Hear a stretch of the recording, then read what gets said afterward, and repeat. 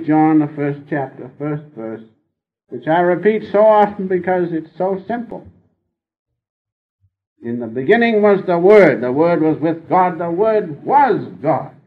And so what is God in you? The holy vibration, which if you perform the techniques the Master has given us, you will not only hear that Holy Ghost within, you will see the light of that vibration around. And you will feel, greatest of all, the omniscience of God in that Holy Ghost. In your heart, that's what God in you is. Now that's what we must contact and be one with it. If we can be one with that holy vibration, with the God within us, then we can truly help people. This is an important point this morning. We say we want to change and do what we should do.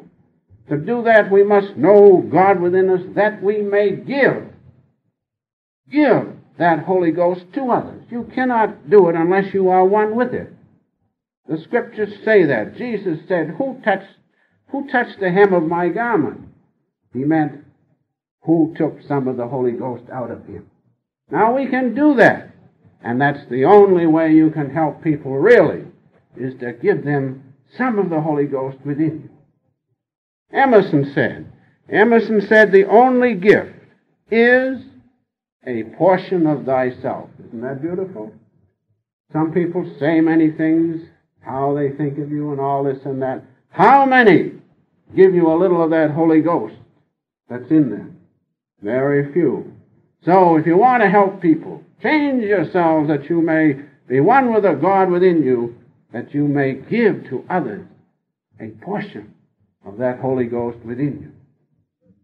Now the Gita says that most beautifully in the 18th discourse, 68th line. It says as follows, he who shall declare this supreme secret amongst my devotees, having shown the highest devotion for me, without doubt he shall come unto me. Now that doesn't just mean, who shall say the Holy Ghost is within me, I give it to you. No. You have to be one with it and then actually give that Holy Ghost to others. He who does that, he who can do that, has shown the highest devotion to God, because the Holy Ghost will not flow through you, from you, until you are one with God in you. You cannot just declare it. Declare it means to actually give it.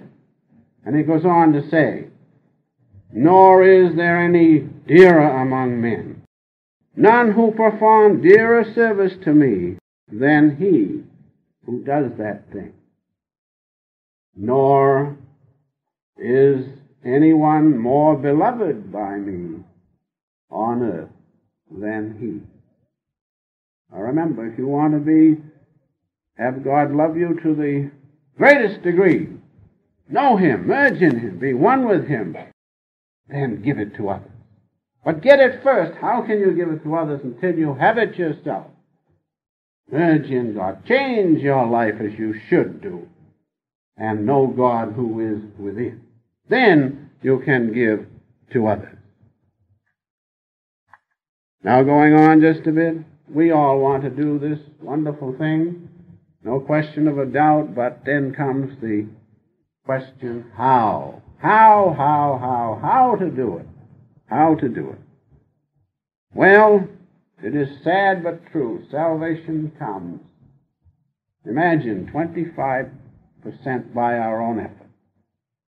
25% is all we can do. 25% by the effort of the Guru, 50% by the grace of God. But the point is that 25% which the Guru gives you cannot be given to you until you do your 25% 100%. In other words, you must know God within you by following the right techniques, scientifically, techniques given by one who has known God as the beloved Master. Then, if you do that, then you can do your 25% 100%. Now when you do that, then when you come to the Guru, he can lift you. But how can he lift you until you've prepared yourself to be an instrument through which God can flow? And when the guru does his part, after you having done your 25%, then the grace of God cannot help but come to you. Such is spiritual law. God doesn't think any more of one or another.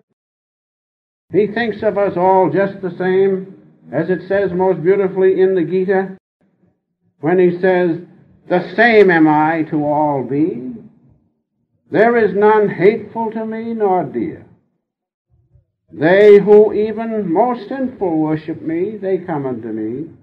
Know thou for certain that my devotee perishes never."